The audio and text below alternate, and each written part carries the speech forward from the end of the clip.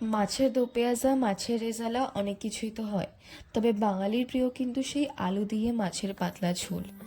আলুর মধ্যে কয়েকটা বড়ি ফেলে দিলে কিন্তু টেস্টটা মন্দ হয় না।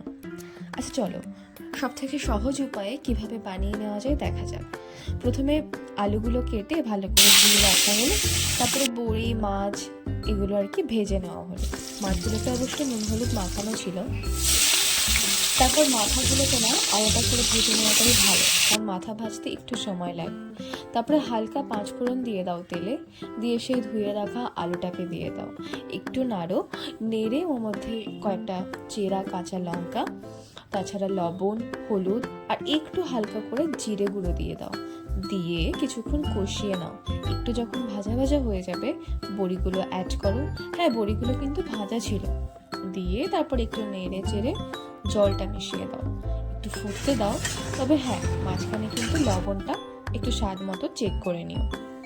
তারপর ভাজা মাছগুলো অ্যাড করে একটু ফুটিয়ে নিলেই তৈরি হয়ে যাবে আলু দিয়ে মাছের পাতলা ঝোল।